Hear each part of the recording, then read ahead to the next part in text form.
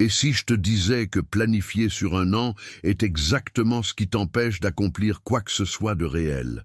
Pas parce que tu manques de discipline, pas parce que tu n'es pas assez intelligent, mais parce que ton cerveau a été conditionné à confondre le temps long avec la sécurité, et cette confusion silencieuse te coûte des années entières de ta vie.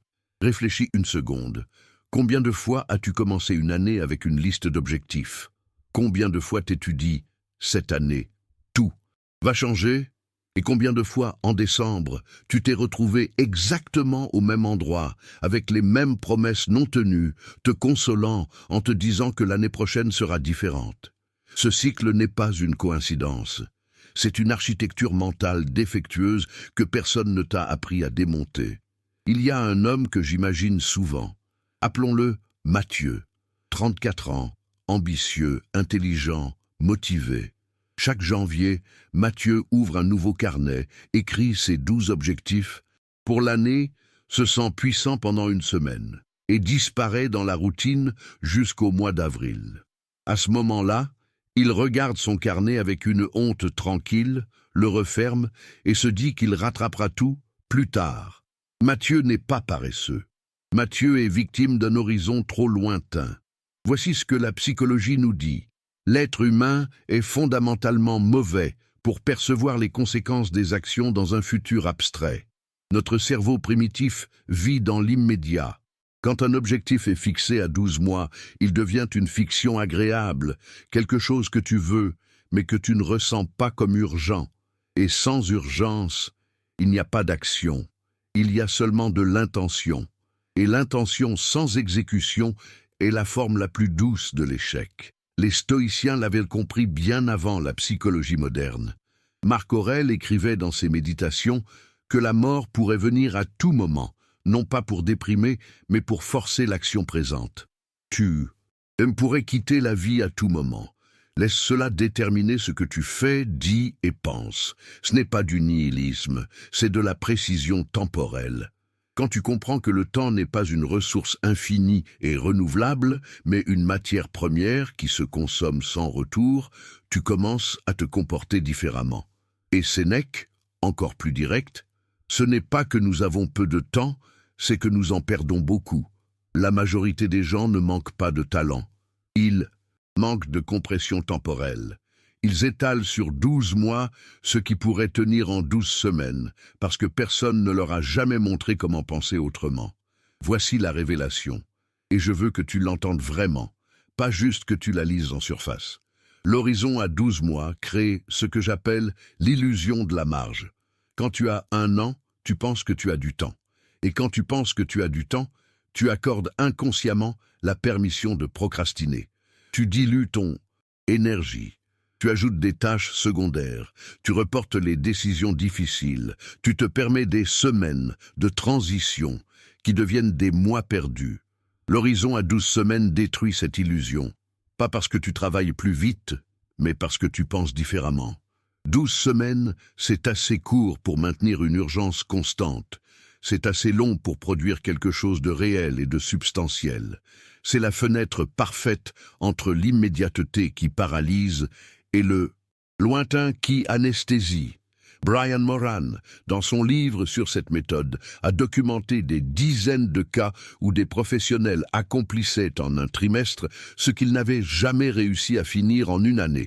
Non pas parce qu'ils avaient travaillé 4 fois plus d'heures, mais parce que chaque journée avait un poids différent dans leur esprit.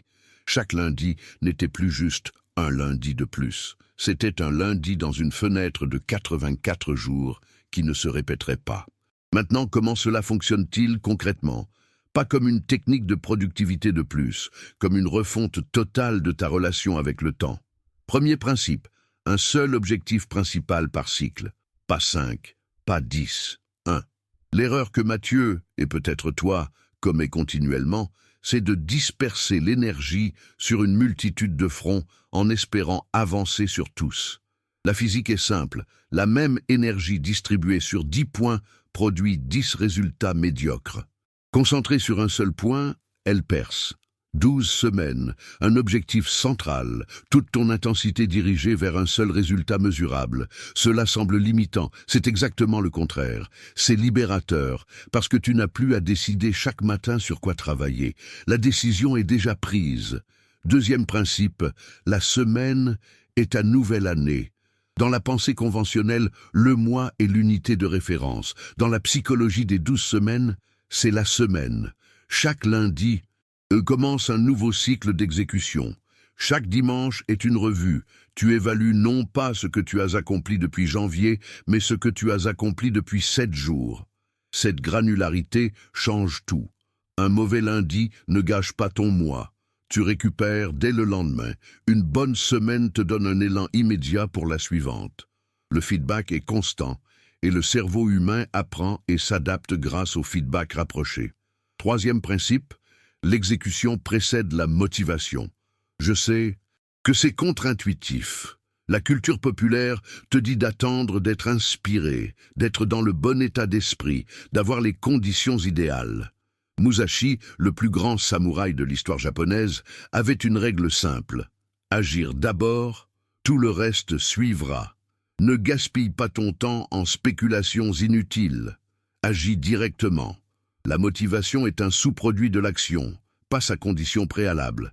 Dans un cycle de 12 semaines, tu n'attends pas de te sentir prêt. Tu exécutes selon ton plan, même les jours où tu n'en as pas envie. Surtout ces jours-là.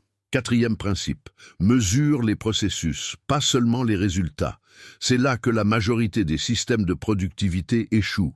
Ils mesurent le résultat final, le kilo perdu, l'argent gagné, le chapitre écrit, et ignore les processus qui y mènent. Dans les 12 semaines, tu identifies les 3 ou 4 actions hebdomadaires qui, si exécutées consistamment, produiront ton résultat, et tu mesures ces actions.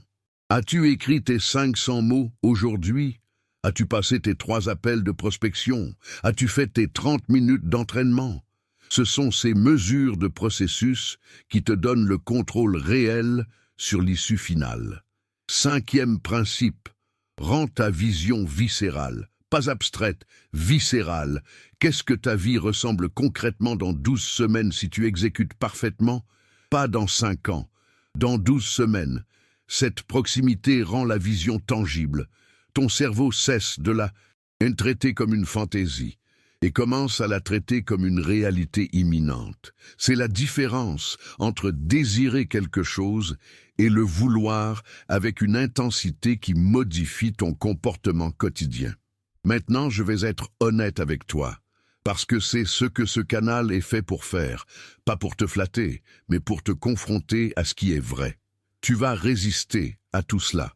Peut-être que tu te dis déjà « oui, mais mon cas est différent » ou « c'est bien pour certains types d'objectifs, mais pas pour les miens ». Ces pensées sont exactement le mécanisme de défense que le cerveau utilise pour protéger ses habitudes actuelles. Parce que si ce système fonctionne, et il fonctionne, alors tu n'as plus d'excuses valides. Et ne plus avoir d'excuses valides, c'est terrifiant. Cela signifie que tes résultats actuels sont entièrement ta responsabilité. Le coût de ne pas appliquer ce principe n'est pas abstrait. C'est une autre année qui passe. C'est une autre décembre où tu te retrouves à faire le bilan avec cette familière sensation de gâchis. C'est le projet que tu reportes depuis 18 mois. C'est la version de toi-même que tu pourrais être, mais que tu choisis de ne pas devenir, confortablement endormi sous l'illusion que tu as encore du temps. Mathieu, lui, a découvert cette méthode à 34 ans après une conversation qu'il a mis face à face avec une réalité inconfortable. Il avait passé 4 ans à planifier le même projet sans jamais le terminer. Quand il a adopté le cycle des 12 semaines, quelque chose de fondamental a changé en lui. Non pas sa discipline, non pas son talent, sa relation avec le temps. Il a lancé son projet en 11 semaines, pas parfaitement, mais il l'a lancé. Et ce lancement imparfait lui a appris plus que 4 années de planification parfaite n'avaient jamais pu lui enseigner. C'est ça, la transformation réelle. Ce n'est pas que tu deviens quelqu'un qui fait plus de choses, c'est que tu deviens quelqu'un qui ne se raconte plus d'histoires sur pourquoi maintenant n'est pas le bon moment. Tu deviens quelqu'un dont l'identité est ancrée dans l'exécution, pas dans l'intention. Et cette identité, cette façon d'être dans le monde, change tout le reste. Parce qu'au final, la question n'est pas « combien de temps as-tu » La question est « qui es-tu dans le temps que tu as » Es-tu quelqu'un qui attend les conditions parfaites ou quelqu'un qui crée des résultats dans les conditions imparfaites? Es-tu quelqu'un qui planifie sa vie ou quelqu'un qui la vit avec une précision délibérée? 12 semaines. Un objectif, une identité différente. Si ce message t'a touché quelque part de réel, pas juste intellectuellement, mais dans cette partie de toi qui sait que tu es capable de plus, alors je veux que tu écrives dans les commentaires une seule phrase. Je commence maintenant. Pas parce que l'algorithme en a besoin, mais parce que l'acte d'écrire ces mots crée un engagement public avec toi-même. Et l'engagement public est l'un des leviers psychologiques les plus puissants qui existent pour l'action humaine. Et si tu veux continuer à explorer cette façon de penser, le pouvoir, la psychologie profonde, la transformation réelle plutôt que les formules superficielles, alors abonne-toi à cette chaîne, pas parce que tu veux plus de contenu, mais parce que tu veux continuer à être provoqué, bousculé et poussé vers la version de toi-même que tu n'oses pas encore pleinement imaginer. Le temps passe. La question est toujours la même. Qu'est-ce que tu fais pendant qu'il passe ?